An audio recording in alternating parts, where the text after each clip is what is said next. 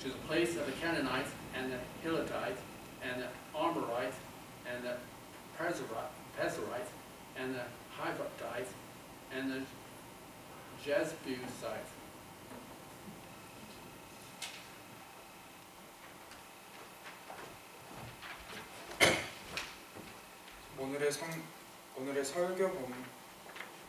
오늘의 말씀은 출애굽기 3장 1절부터 8절 말씀입니다.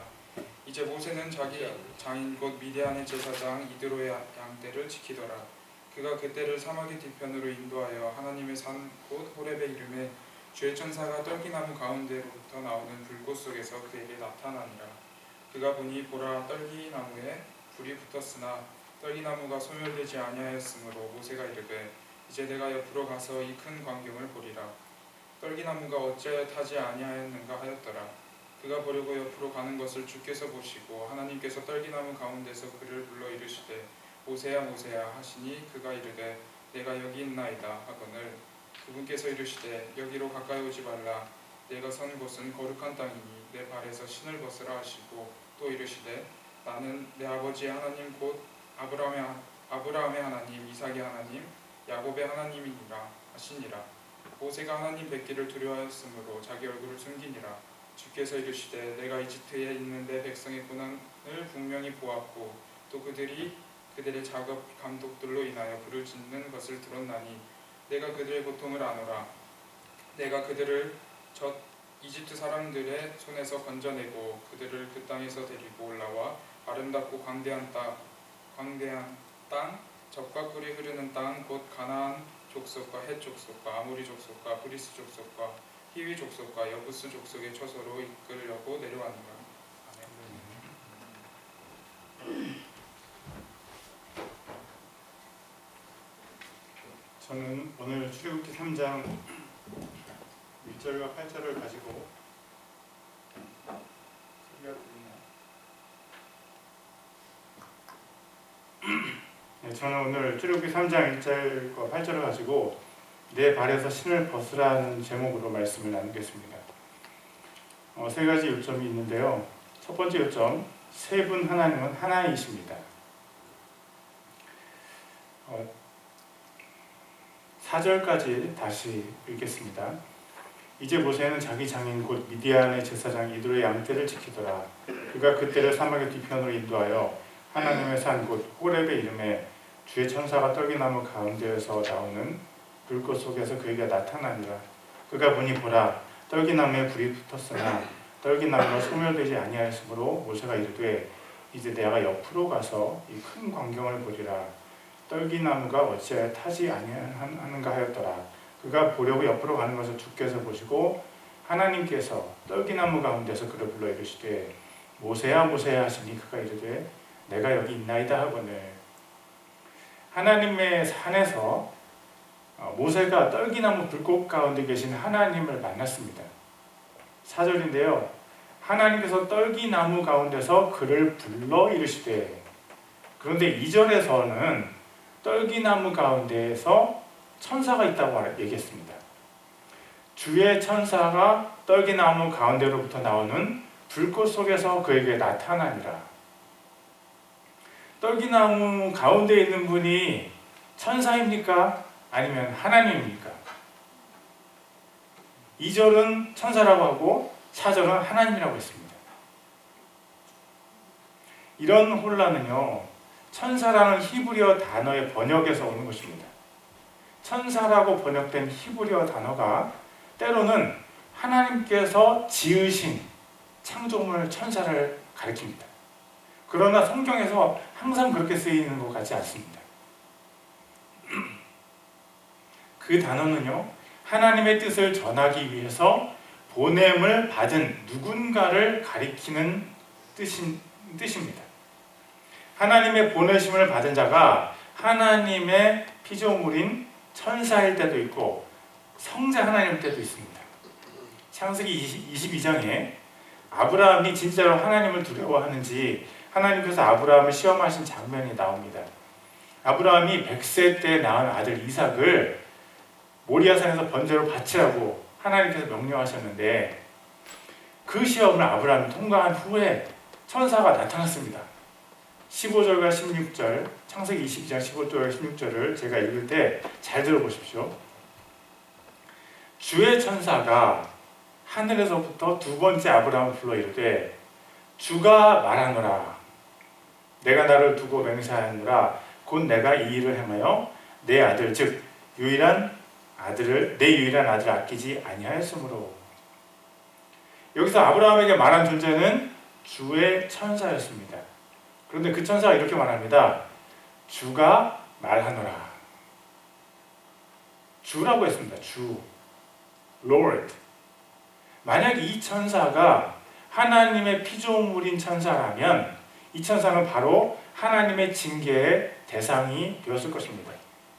자기 스스로를 주라고 소개했기 때문입니다. 하나님께서 아브라함에게 보내신 분이 주님이시라면 그분은 예수님이십니다. 출애굽기 3장 오늘 본문에서 나타난 떨기나무 불꽃 속에서 나타나신 분도 예수님이십니다. 성부 하나님께서 성자 하나님을 모세에게 보내셨습니다. 그러나 그 장면에 모세와 예수님만 있었던 것이 아니었습니다. 예수님께서 계신 떨기나무의 불꽃을 생각해 봅시다. 떨기나무가 타지 않은 것을 보아서 떨기나무에 있던 그 불은요, 이 세상에서 우리가 보는 그 뜨거운 불이 나무를 태우는 불이 아닙니다. 그러면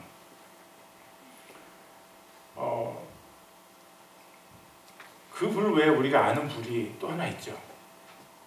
그것은 성령님의 불입니다. 침례 요한이 오실 메시아께서 성령님 말하기를 오실 메시아께서 성령님과 불로 침례를 주실 것이다 라고 얘기했습니다.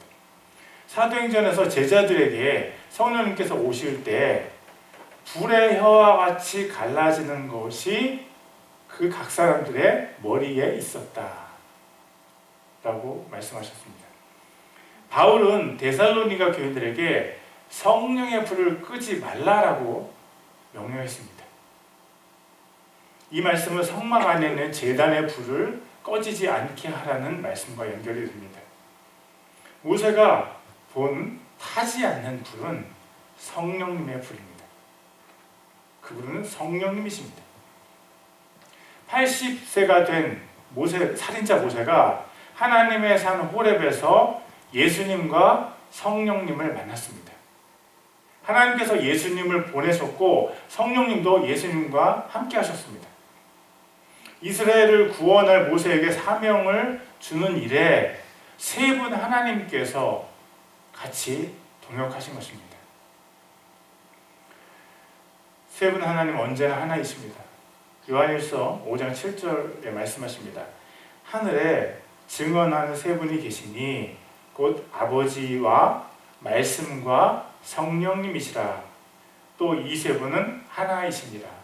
말씀은 예수님이시죠. The word means Jesus. 하나님의 일을 할 때 하나님 안에서 하나 되는 것이 필수적입니다. 교회가 부흥했으면 좋겠는데 무엇부터 해야 됩니까? 교회가 하나님의 것이라면 교역자와 집사님들과 성도님들이 하나 되어야 교회가 부흥할 수 있습니다. 우리 교회가 선교하는 교회가 되었으면 좋겠는데 어디부터 시작하면 됩니까? 세 분 하나님께서 온 땅을 대상으로 하는 선교에 하나가 되셨다면 교회 어르신들로부터 어린아이까지 예수님 안에서 하나가 되는 것이 선교의 시작입니다. 우리 교회가 지역사회에 영향력 있는 교회가 됐으면 좋겠는데 어떤 방법으로 해야 됩니까? 서로 남을 나보다 낮게 여기고 서로 용납하고 서로 용서하는 것에서 하나님의 나라의 영향력이 뿜어져 나옵니다. 섬김을 받으려 하지 않고 먼저 섬기려고 하는 그런 동기를 가진 사람들이 가득 찬 교회는 누가 뜯어 말려도 하나가 될 수밖에 없습니다. 유학생들이 우리 교회에 다시 찾아왔습니다. 찬양팀도 생기고 얼마나 좋은지 모르겠습니다. 젊은이들이 왔다 갔다 하니까 교회 분위기가 너무 좋죠. 그런데 우리에게 숙제가 하나 생겼습니다. 학생들을 어떻게 먹이느냐가 숙제가 아닙니다. 학생들과 어르신들이 어떻게 하나가 되느냐가 숙제입니다. 학생들이 교회와 하나가 되기 위해서는 우리 모두가 같이 힘을 써야 됩니다. 학생들은 어르신들 한 분 한 분에게 인사를 잘하지만 잘하면 좋습니다. 그러면 인사하면서 조금씩 서로를 알아가면서 하나가 될 수 있겠죠. 어르신들도 학생들과 친해지시고 학생을 돕는 일에 힘을 써주시면 좋겠습니다. 그건 목사가 할 일이지. 그건 젊은 사람들이 하면 돼. 다들 우리를. 여러분, 모세가 80세의 사명을 받아서 사우디아라비아에서 이집트로 걸어가기 시작했습니다. 모세보다 더 젊은 분들은요, 나이 핑계 대시지 마시기를 부탁드립니다. 하나님은 사람의 나이에 따라서 사명을 주시지 않습니다. 하나님께서 여러분을 통해서 하나님의 일을 하실 것입니다. 아멘. 우리 어르신들의 목소리를 저는 듣고 싶은데 하나님께서 우리 어르신들을 통해서 하나님 일을 하실 것입니다. 아멘. 여러분의 힘이 닿는 대로 새로운 학생들을 섬겨주십시오. 대신 개인적으로 내가 이 학생이 마음에 들어, 이 학생이 잘생겼어, 이 학생이 예뻐, 그래서 섬기시면 학생들이 좀 혼란스러울 수 있습니다. 또 관심이 한두 학생에게만 집중될 수 있죠. 여러분 중에 학생들을 섬길 마음이 생긴 분들은요, 저를 통해서 또 앞으로 세워질 간사님들 누군지 모르시죠? 여기 두 분 한번 잠깐 일어날 수 있어요? Please stand up and turn around, please. 네, 우리 간사님들로 다음 주에 임명식합니다. 네, 앉아주세요. Thank you. And next we will appoint them as staff, church staff. 학생들에게 이렇게 학생들을 섬겼으면 좋겠다 그러시면 저를 통해서 또 우리 간사님들을 통해서 섬겨주십시오. 그러면 교회의 질서가 세워지고 여러 학생들을 골고루 효과적으로 섬길 수 있습니다. 그것이 우리 교회의 하나됨을 이루는 좋은 방법 중에 하나입니다. 네 발의 신을 벗어라. 첫 번째, 세 분 하나님은 하나이십니다. 우리도 하나 되기 위해서 서로를 섬깁시다. 두 번째, 하나님께서 죄와 허물을 벗겨주십니다. 5절에서 6절을 제가 다시 읽겠습니다. 그분께서 이르시되 여기로 가까이 오지 말라.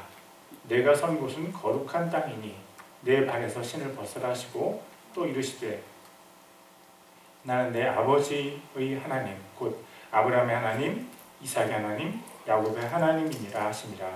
모세가 하나님 뵙기를 두려워하였으므로 자기 얼굴을 숨기니라. 예수님께서 모세에게 신발을 벗으라고 하셨습니다. 모세의 신발이 더럽기 때문입니다.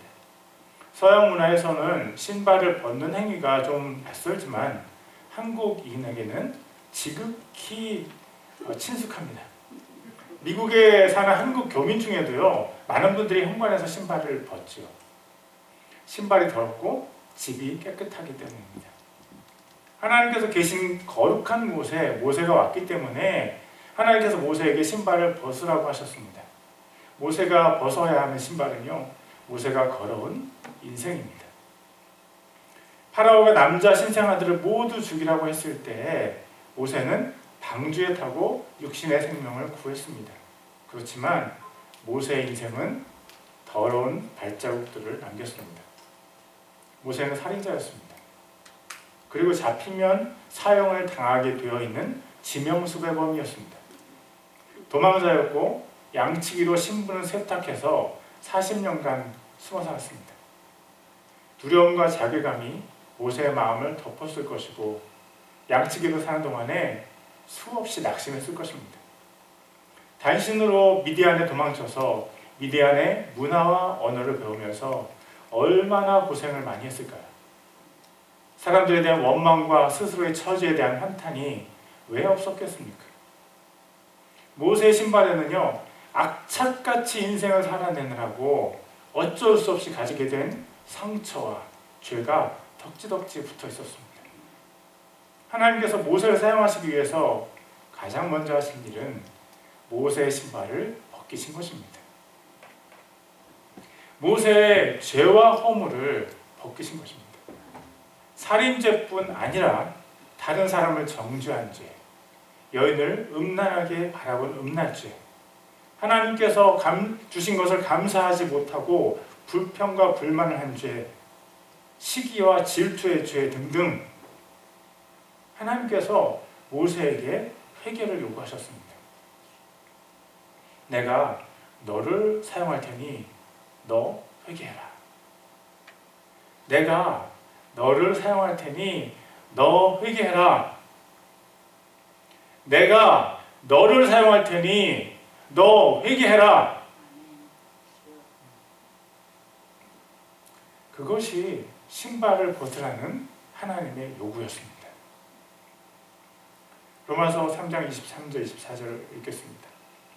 모든 사람이 죄를 지어 하나님의 영광에 이르지 못하더니 그리스도 예수님 안에 있는 구속을 통해 하나님의 은혜로 값없이 의롭게 되었느니라. 모세는 예수님을 만났고 자신의 신발을 벗었습니다. 그런즉 누구든지 그리스도 안에 있으면 그는 새로운 창조물이라. 옛 것들은 지나갔으니 보라 모든 것이 새롭게 되었도다. 예수님께서 모세를 만나서 그를 새롭게 창조해 주셨습니다. 수치와 두려움, 낙심과 절망으로 가득 찼던 인생은 더 이상 모세의 것이 아니었습니다. 아직도 모세는 양치기 노인네처럼 보이지만 예수님을 만난 이후의 모세는요, 수백만 이스라엘 민족의 지도자요, 초강대국 이집트를 정복한 장군입니다. 누구든지 예수님을 만나면 새롭게 창조됩니다. 베드로는 최고 무식쟁이였는데 예수님을 만난 이후에 최고의 지식인들인 예루살렘의 공회원들이 보기에도 자신감이 넘치는 천국의 지식인이 되었습니다. 예수님을 죽도록 핍박하던 바울은요, 죽도록 예수님을 사랑하는 사람이 되었습니다. 여러분, 예수님을 만나셨습니까? 예수님 안에서 여러분의 죄를 회개하셨습니까? 여러분의 인생이 예수님 안에서 새롭게 되었습니까? 혹시 여러분 중에 아직도 예수님을 만나지 못한 분, 아직도 자신의 죄를 회개하지 않은 분, 아직도 인생이 새롭게 되지 않은 분이 있다면 예수님 앞에 나오십시오. 수고하고 무거운 죄의 짐을 진 모든 사람들이 예수님께 가면은요, 예수님께서 죄의 짐을 벗겨주시고 여러분에게 안식을 주십니다. 여러분의 발에서 더러운 신발을 벗겨주시고 여러분을 새롭게 창조해 주실 것입니다. 예수님을 만나서 새롭게 창조되십시오. 내 발에 신을 벗으라. 첫 번째, 세 분 하나님은 하나이십니다. 우리도 하나 되기 위해서 서로를 섬기십시다. 두 번째, 하나님께서 죄와 허물을 벗겨주십니다. 예수님을 만나서 새롭게 창조됩시다. 세 번째, 행동하시는 하나님. 7절과 8절을 읽겠습니다. 주께서 이르시되 내가 이집트에 있는 내 백성의 고난을 분명히 보았고 또 그들이 그들에게 작업 감독돌로 인하여 부르짖는 것을 들었나니 내가 그들의 고통을 아노라. 내가 그들을 이집트 사람들의 손에서 건져내고 그들을 그 땅에서 데리고 올라와 아름답고 광대한 땅, 젖과 꿀이 흐르는 땅, 곧 가나안 족속과 헷 족속과 아모리 족속과 브리스 족속과 히위 족속과 여부스 족속의 처소로 이끌려고 내려왔노라. 7절과 8절에 하나님의 행동을 나타내는 4개의 동사가 있습니다. 보았다, 들었다, 안다, 내려왔다. 이 동사들은 이집트에서 노예로 살아가는 이스라엘 민족을 향한 하나님의 마음을 잘 나타내 줍니다. 첫째 동사는 보았다입니다. 7절 상반절에 보시면 주께서 이르시되 내가 이집트에 있는 내 백성의 고난을 분명히 보았고, 하나님께서 이집트에 있는 이스라엘이 고난당하는 것을 보셨습니다. 성경에서 이집트는요 종종 죄로 가득한 이 세상을 나타낼 때 사용됩니다. 계시록 11장 8절에 이렇게 말씀하십니다. 그들의 죽은 몸이 그 큰 도시의 거리에 놓이리라. 그 도시는 영적으로 소돔과 이집트라고 하며 그곳은 또한 우리 주께서 십자가에 못 박히신 곳이니라. 7절에서 사용된 보다라는 히브리어는요 주목해서 보다는 것을 뜻합니다. 하나님께서 우리가 죄로 고통당하는 것을 주목해서 보고 계십니다. 이스라엘을 향한 하나님의 마음을 나타낸 첫 번째 단어는 보다입니다. 두 번째 단어 듣다입니다. 또 그들이 그들의 작업 감독들로 인하여 부르짖는 것을 들었나니, 큰 고통 속에 있는 이스라엘 민족이 간절한 기도를 할 때 그 소리를 하나님께서 들으셨습니다. 보다라는 동사가 주의를 기울여서 보는 것인 것처럼 듣다라는 동사도요 주의를 기울여서 듣는 것을 뜻합니다. 정상적인 부모가 자녀의 고통의 소리를 주의를 기울여서 듣는 것처럼 고통 속에 부르짖는 우리의 기도 소리를 하나님께서 주의를 기울여서 자세히 주의 깊게 들으십니다. 이스라엘에 향한 하나님의 마음을 나타낸 첫 번째 단어 보다, 두 번째 단어 듣다입니다. 세 번째 단어 알다입니다. 내가 그들의 고통을 아노라. 내가 그들의 고통을 아노라.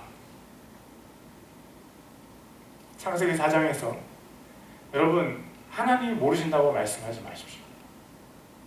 Brothers and sisters, please don't tell yourself that God doesn't know my thing. 내가 그들의 고통을 아노라. I know their affliction. 창세기 4장에서 아담이 이브와 잠자리를 같이 해서 가인을 낳았습니다. 성경은 그것을 아담이 자기 아내 이브를 알매라고 썼습니다. 안다는 이 단어는요 상대를 아주 깊이 알 때 사용이 됩니다. 어린아기가 열이 나고 아플 때 부모는 안타까운 마음으로 이렇게 생각합니다. 내가 대신 아파야 되는데. 아기의 고통이 부모의 마음에 전해져서 부모는 눈물을 보이기도 하고 안절부절 어쩔 줄을 모르기도 합니다. 하나님께서 사람에게 이런 경험을 주신 이유 중에 하나는요 우리를 향한 하나님의 마음을 이해하게 하시기 위함입니다. 하나님은 우리의 고통을 아십니다. 나는 내 고통을 잘 못 느끼는 경우가 있지요. 그런데 하나님은 내가 못 느끼는 그 고통까지라도 다 느끼시고 나보다 더 아파하십니다. 하나님께서 우리의 고통을 아십니다. 이스라엘을 향한 하나님의 마음을 나타내는 첫 번째 단어 보다, 두 번째 듣다, 세 번째 알다, 네 번째는 내려왔다입니다. 하나님께서 하늘에서 내려오셨다는 것은 하나님께서 우리를 위해서 행동하신다는 것을 알려줍니다. 하나님께서 고통당하는 나를 보고 나의 부르짖음을 듣고 나의 아픔을 아실지라도 만약에 하나님께서 나를 위해서 일하시지 않는다면 그 하나님은 나와 아무 상관이 없습니다. 그러나 하나님은 이스라엘 백성을 구하시기 위해서 하늘에서 땅으로 내려오셨습니다. 성자 하나님 즉 예수님은요 우리를 고통스럽게 하는 우리 자신의 죄에서 우리를 구원하시기 위해서 하늘에서 이 땅으로 내려오셨습니다. 하나님은 우리를 위해서 행동하시는 분입니다. 우리가 주님께 부르짖으면 주님은 언제라도 움직이십니다. 나를 부르라. 그리하면 내가 네게 응답하겠고 내가 알지 못하는 크고 능력 있는 일들을 내게 보이리라. 그러나 때로는 우리가 하나님을 종처럼 부리면서 우리 자신은 아무것도 하지 않으려 한다는 생각이 들 때도 있습니다. 지난 2주간 저는 Vote for Life라는 광고를 주부에 실었습니다. 야드 사인이 있으니 가져다가 각 가정의 앞마당에 꽂아달라고 부탁을 드렸습니다.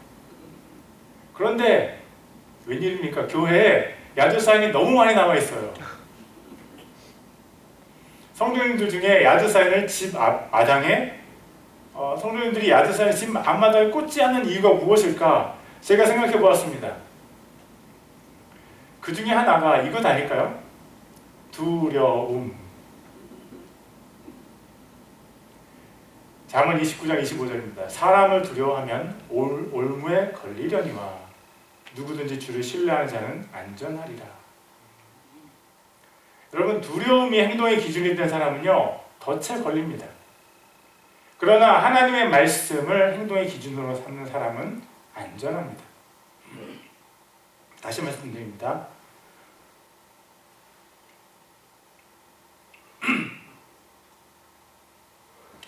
두려움이 행동의 기준이 된 사람은요 올무에 걸립니다.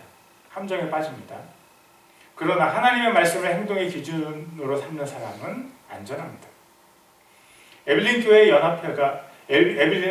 연합회가 많은 돈을 들여서 야드 사인을 만든 것은 그것을 마당에 꽂아서 에빌린을 생명을 구하는 도시로 만들고자 하는 것입니다. 2010년 통계에 의하면 좀 오래됐죠. 그렇지만 에빌린의 인구의 약 73%가 기독교인입니다. 10명 중에 7명이 기독교인인 곳에 살면서 낙태 반대 야드 사인을 집 앞에 꽂기를 두려워하는 것은요 지혜롭지 않습니다. 여러분, 용기를 내십시오. 하나님을 위해서 에빌린에서 태어날 생명을 위해서 목소리를 내십시오. 야드 사인을 가져다가 꽂으십시오. 주님께서 기뻐하십니다. 오늘 매진 될 것 같습니다.